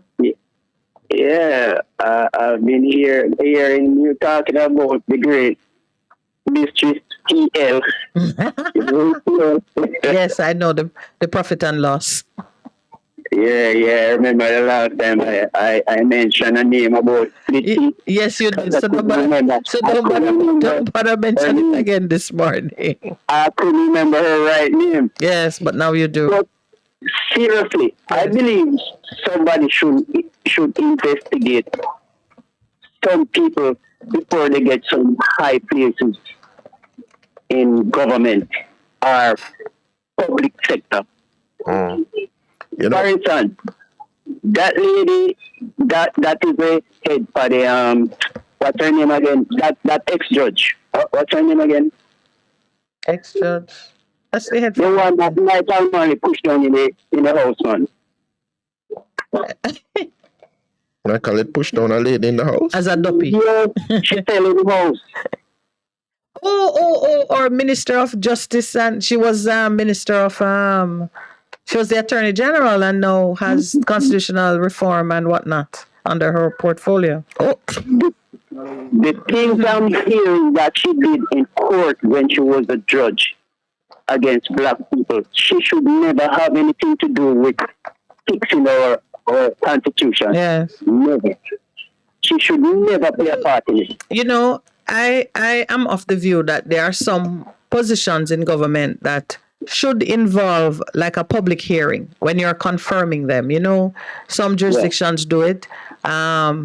Significant agencies or ministries, the person has to be confirmed through a process that involves a presentation to the public, where persons can come in with information and so on and so forth.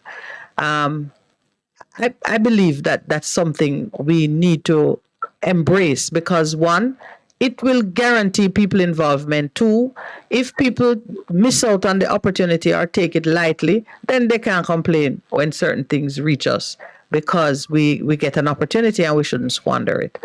I hear it say that people, I heard young pastor always thought that people can change.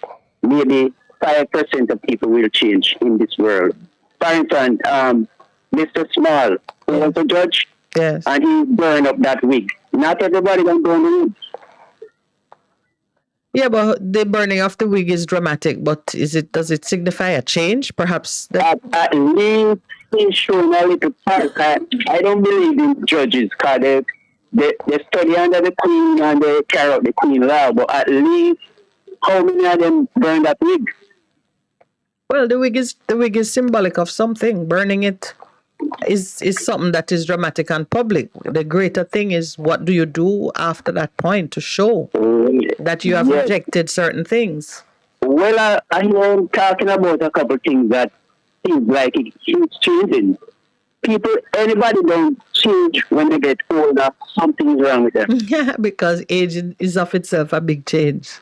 Yes, because I change. Oh, I was gonna ask you if you find that happening to you. So, would I? Yes, I don't go to bars and go club anymore. But maybe you're thinking about it, so it's hardly a change. It might be that some things are no longer convenient. No. But your heart is the same. What say you? Maybe the clothes don't look as good again like in the 90s. That's right. Anyways, all right. We have some big problem in this country, and the one I'm talking about is the people. It's the garbage. Mm-hmm. When will Jamaicans stop release at the street with plastic bags and papers? How we gonna stop them? Is there a law to prosecute them? To prosecute who? There's an anti-litter law. Of course, there is. There's an anti-litter law. Yes, there is a law to prosecute them. So why don't the police carry out that law? I think because the police need citizens' assistance. They're not gonna see every act of violation of the environment, and they need witnesses and evidence to support. They can only deal with what they see or what is reported to them. if citizens were to take it upon themselves to put up cameras and watch and take notes and make reports, we would see a different level of enforcement. Or better yet, without even involving the police, we at the community level, police our environment, clean it up, talk to the ones who we know are the offenders, put something in place so that, we learn better ways. You talk about people changing. We have to change as well. Look, we need to lock up somebody before people change. Really? Yes. So who locked you up so that you stop going to go-go clubs? Well, I changed a lot, because 1986 I got charged for malicious destruction of property, and I went to court and I paid $30. So that changed me a lot because I was very aggressive. But as you say anything to me that hurt me, you're on the ground. Yes. So that did change me a lot from 1986. So were you arrested and locked up? Yeah, man. Yes, they locked me in the grill. And the policeman that was supposed to sign, my boss came to bail me, and a policeman that's supposed to sign the bail bond, so make him stay the kind of rent. So that was in Jamaica? Yes, Jamaica. The guy said, the top cop said, let him stay there for in rank. And I was locked up in the grill for 4 hours. And tell you the truth, it was an inspector that came there and saw me in the cell pavilion to work for him. Mm-hmm. So what you doing here? What you doing here? And I told him, and he signed the bail bond, and I came out. Oh, there's a question from one of our listeners online. He says, could you please give an example of what the ex-judge did when she was on the bench that would disqualify her from serving in her current position? Look, I don't know something like what I heard. I only heard of things. I've never gone before her. All right. So, that is an interesting point right there, because we form opinions and sometimes we repeat things which we don't know for a fact to be so, and that's a very harmful and hurtful thing to do. Miss Minute, so much people couldn't be telling her. What? No, man. One man started and it followed. Same thing with Minute then. Yes, everybody who hear it think that is true and said nobody could be saying that unless it's true. Yeah. No, there's some circumstances like, you know what it is like in this country. I went before Judge came on for riding without light up there. Yes. And one person phone around in the courthouse, and she chased everybody out of the court like they were dogs. And she's from here, That judge came from Jamaica. She's a Jamaican. An Indian-looking lady. I don't remember. Only one person. All right, my brother. We're being given a wrap-up sign because I think, did we go past? What have we done? Judge are powerful people. Yes, they are. Very powerful. They are. But I like what you're saying, though, in terms of the fact that we need to deal with the litter, because when we start doing that, it will change. Thanks very much, Cruz. Have a good day, my brother. I overheard on my way what's happening at Seprod. Yes. Why?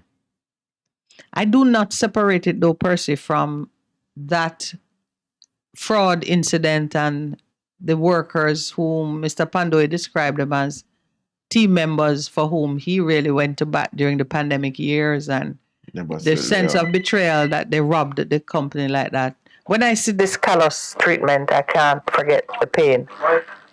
Good morning and welcome. Morning, November. Oh, this is well, Africa. We are well, my brother. How are you? Yeah.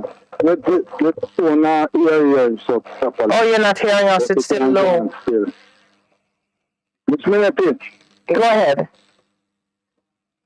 Yell up your husband and yell up Reverend. Consider it done. Yeah. Which minute to make the light of the Lord be a part, yeah? Always. You understand me? Yes, sir. Yeah. But I worry yourself too much. Thank you for that. Just watch him and doing things. I believe in the Lord, Miss Minute. Absolutely. One of the things we're trying to do, though, is to speak our experience. I'm saying that one of the things we try to do is to share our experience so persons can be aware that they are not alone in the struggle that they face. And if something I do can work for you, I'm prepared to share it so you can put it to work in your own struggle, because it's one struggle and many times it's the same solution between what's happening with me and what's happening with you. It's just for you to be wise in applying it. The adversaries, them know themselves, you know. Yes, they do. And them try to carry out these things against all of the father people, them. Uh-huh. And the father, how to deal with them and now in a miscommunity. Well, yeah? I hear you, brother. Yes, Miss Minity, so don't bother take it up on yourself too much. Alright. You like that? Be gentle and be nice. Yes. That's true. The battle is his. Thank your husband and keep him glad now, make him always a smile. You Miss Minity? Alright, he's already smiling. Nothing can hear good, me call about, yeah? Alright. My engineer. No. What is happening? Is it something we can address? Okay. All right, let's say that. Good morning and welcome. Greetings. Greetings, my brother. How are you? Oh man, you're very low this morning. What is happening here? Yeah, everybody's saying that. Is there something not... Turn up your phone, look. The phone little charge, I hear you. Listen to me, man. I don't want to ride the bicycle come over here, you know. Come find out what happened, you know. We long to see you, so you should ride your bicycle and come. Yeah, because as we talk about bicycle, we have to take time to talk because they go and mess it. We don't like some bicycle yet. So we have to take time about it. Are you hearing us any better now? Yeah, man, the whole time better. Oh, good. So, all right, engineer, whatever you did, it worked. So we cannot get it going. That is true. We have to just leave it. Okay, we forget how you're going to get here, but get here soon. Yes. Come in one time, them want to tax all the car to the way I carry the goods, them and thing. Yeah, man. Mm-hmm. So we have to be careful because we the government for looking revenue off everything that is here, you know. Because, you know, we have to make the economy very strong, so everybody have to pay. You bring GCT, everybody pay. Anything you buy, plus tax. Huh? Yeah. Yes, so you're right about that. Yeah, so nobody escape the dragnet. Eh? I agree, sir, and it's already been done. But you know that the tax basket is a bottomless pit. Yes, because they don't care about you. You look a taxpayer. Shut up. We want to just, if you don't pay, we won't take away your land. Although the landmark occupier. That said landowner, it said occupy. You know that? Yes. You don't own the land, you occupy the land. So really, some people say along with the pirate, I never know them things.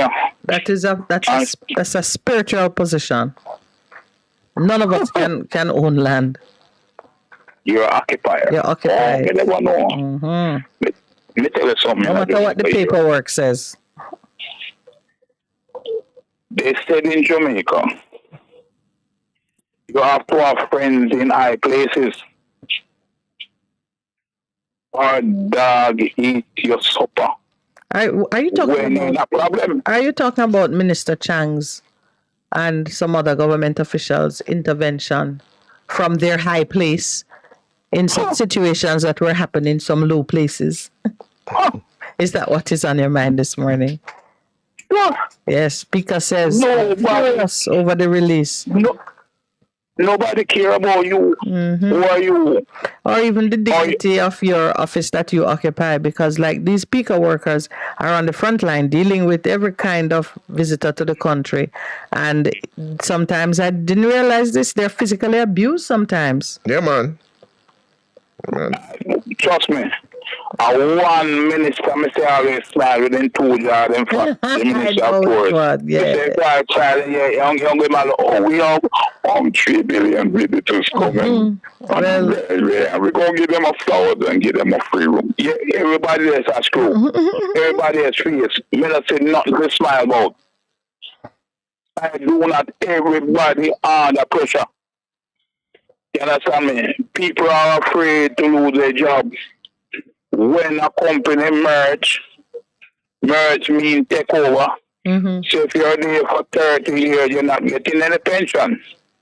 You're not going to give any because of different people there. My father worked at the Green and Hill about 40 years and they merge and he don't get no good pension because we don't know you. We take over this place and we just do our own thing. Excuse me, bye. This is the age in which all the experts, and don't leave out even those Bible scholars, are saying that the greatest chance of success that we have is through investing in our people. So if you see what you heard Mr. Fletcher talking about what is happening out there in the separate group and the manner in which the staff have been treated, and while they know that what is happening must happen and is necessary, still to treat workers as if their input and their perspective and their agreement is not necessary, that is serious plantation behavior. That is slavery business. Not changing up. Only thing happen in Jamaica, that's a flag change. What are the same treatment, the same thing going on, same way. You understand me? You say don't let the flag alone change. The same mentality is still going on here. You understand me? And this thing will never change. Change mentality, George. Yes, it's not going to change, brother. All you do, you have to just walk and hold your head straight because you turn right and turn left. You're going to say something and say, "Did you say anything?" I said, no, I was just going about my business. I didn't say anything. You see now? You understand me? Yeah, but you see like what you're saying there, that is the first thing that need to change. Yeah.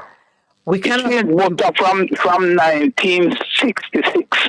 Yeah, but it can't change. No, how much here now? 66 to what? 2,100. 57 years. Yes. And nothing has changed. Yeah, but hear me saying first. George. Crying in the wilderness. No. Trying to make a change. Yes, ma'am. Yeah, we have to be scriptural and remember that there are always 7,000 hidden ones who are waiting to be deployed, who have not bowed to the system as we know it. But we have to move from that place of saying it's not my business. It is very much your business and my business. And when you see things happening, the people, the public, the general public must figure out how to take a position and respond to some of the pressures that are happening to others, because our turn is surely coming. Our turn is surely coming, and then there'll be nobody to stand with us. There are some things happening that is excellent time for us to gain a little backbone and a little strength and begin to support one another in what's going on. Yeah, this flexi work policy, which has been on the books for a long time, and can be implemented so that it is a blessing to people. Because if you have a good flexi work arrangement, you can do 2 jobs. You can work 2 jobs, and double the income in your household. Yes. If you play it right, so it can be a blessing, but it will not take place in a heavy-handed me sending down directives to you, because people will sabotage your business and separate. We might think that $100 million fraud was a big deal, but make your workers your enemy and see how much more you lose, and it won't be fraud. They don't have to do something that is criminal. They just have to be less productive. That's exactly. All.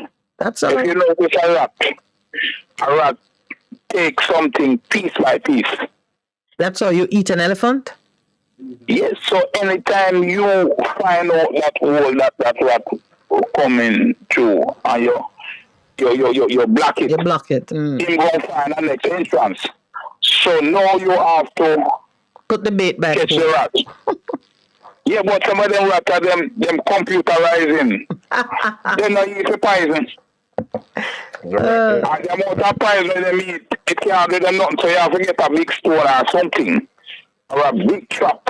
All right. And the sinner can then they won't be around. So what I'm saying here, go deeper in this country here, how you kill the rat. There's a, yeah? Well, you have to maybe find a stone or something because I know what you mean. Intelligent, you know. Yeah, I understand you're saying that we need the right strategy for the right enemy.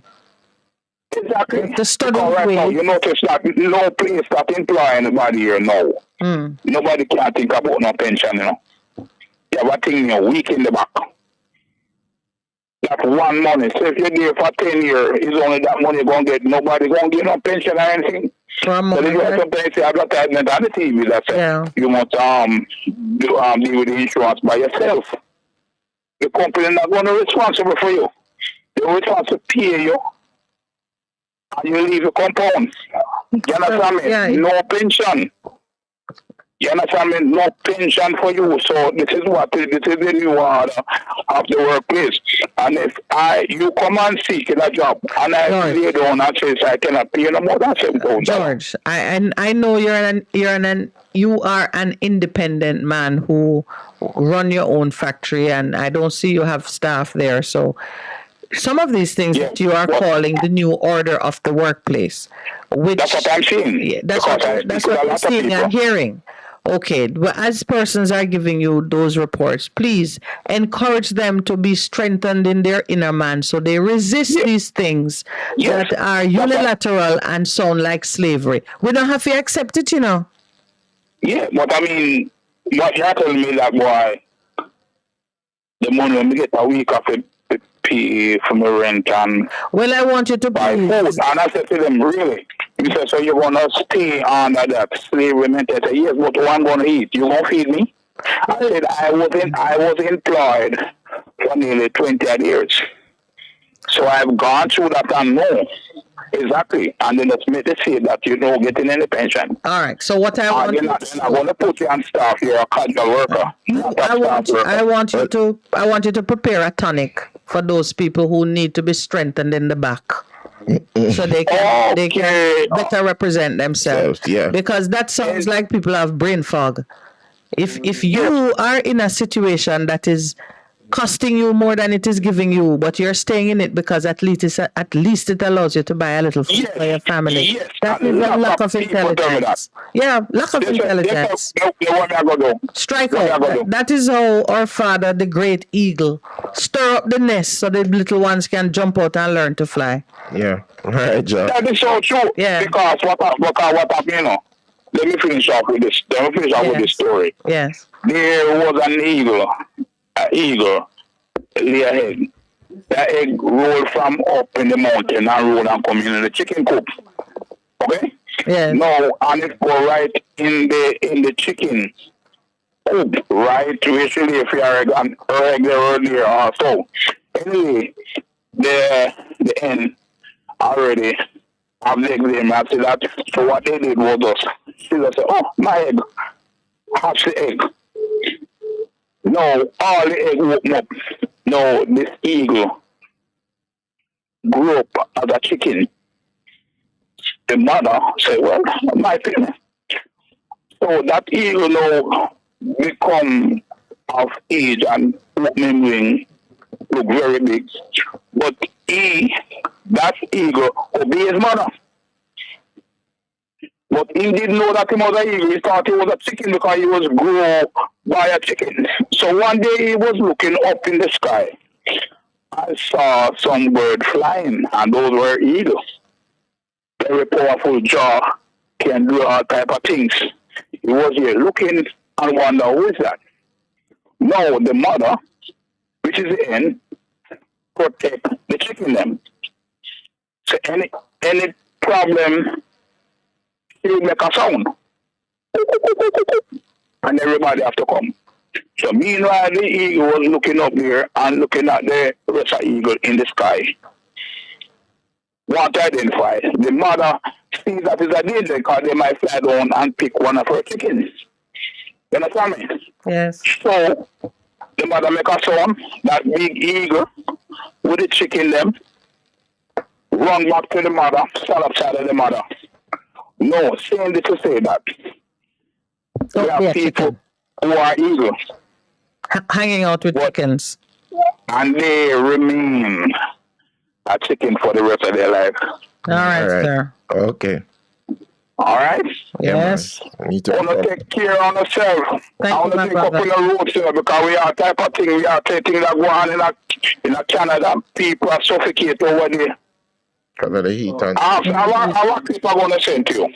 Yeah. All right, George. Yes. So we're going to take another Take care of call. yourself. Yeah, man. Blessings. Interesting story. Some of the times you said it, that some of the time you have to be pushed out of the nest to learn that you can fly. Yes, I take responsibility for waking up that story in George's story bank. Good morning and welcome. Morning. Miss Philip. Yes, sir. So what you saying? That case over with, because I wasn't here now. I brought my son to school. Oh, okay. Your case over with the government thing? Yes, the judge dismissed the charges. So can you sue them again? Absolutely. Of course I can sue them. And they're well accustomed to me suing them. And they're probably anticipating that they're going to be sued. So do you think the person that called in wanted to find out about the judge? If I ever, is that a government person? No. It's one of the listeners in Canada asked what kind of things were said about this judge. But, you know, I put it to you, but your answer is what I expected. Mm-hmm. Now, the two things are unconnected. That's what I call about it. All right, my brother. Those people that try to stop you. Let the American help them pay bill, yes? All right. All right. Yeah, we're drawing to the hour of 9. I am going to take my leave early. I have to go visit my mom in the country. So, Pastor Percival, you will be flying solo for the remaining hour of the show. And for the time that I am away, I do wish you all the best, and to our listeners everywhere, please enjoy my birthday. Thursday is a national holiday. Thursday? Yeah, that's my birthday. It's a national holiday. Good morning and welcome. Good morning.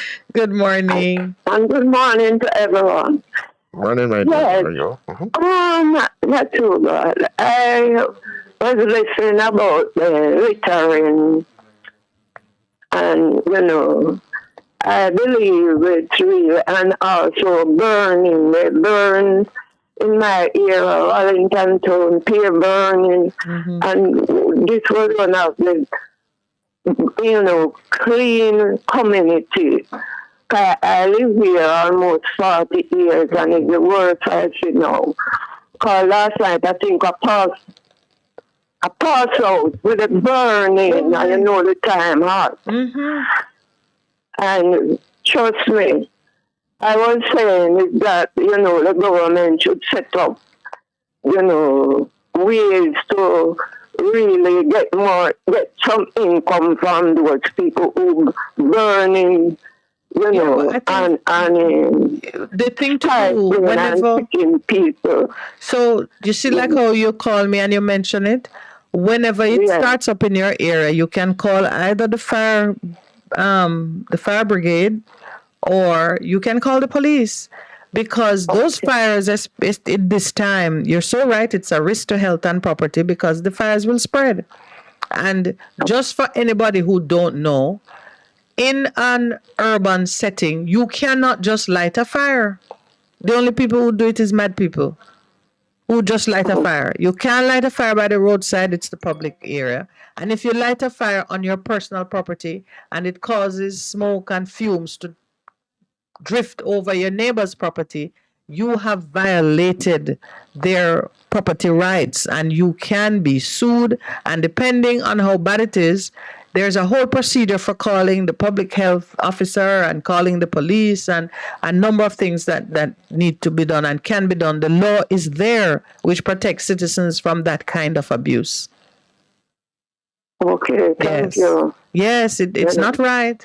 I remember one time my husband just put the hose over the wall and put out the fire. Because we had a neighbor who would burn leaves and so on close to the boundary wall. So the smoke don't affect him. It comes right over into our, Yeah. Okay, created a little. Yes. And the next thing. Yes. And the United States, when the politician, they're running for MP also. Yes. They would have to stand before the public and declare themselves of everything, you know. So I don't know. I don't think that's happening here. No, it doesn't happen here, but it's coming because once you see the Integrity Commission begin to publish code of conduct, and you see even Parliament itself beginning to say, well, we need to regulate our own conduct. We're moving closer to that time when standards of behavior will be publicly known, and therefore variation from that standard will become something important in running elections and selecting candidates. Yeah, but right now, they make their own rules and they do as they feel. But it is coming. It starts with baby steps. America was right where we are today. Maybe, a couple hundred years ago, they're right where we are. We are an emerging democracy. Yes. All right. And when you have time, you can put in the song here. Heaven comes in. You hear that one, Mr. Engineer? Vega. Heaven comes in by someone Vega. Tata Vega. Vega. Yes. Our ladies requesting a song if you can find it. All right. Thank you, my sister. We have gone past the 9 o'clock hour and we're going to take a station break. Have a blessed Thank day. you and have a good day. Thank you. You're most welcome. You're simply the best.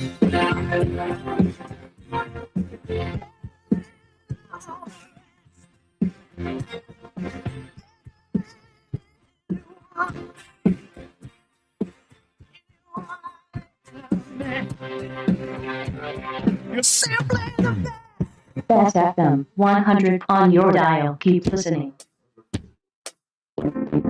Best 100.5 FM brings you youth empowerment and resilience. A 30-minute program with Royton McLaren every Monday from 7:30 to 8 p.m. Your Monday nights will not be the same again. Managing stress, trauma,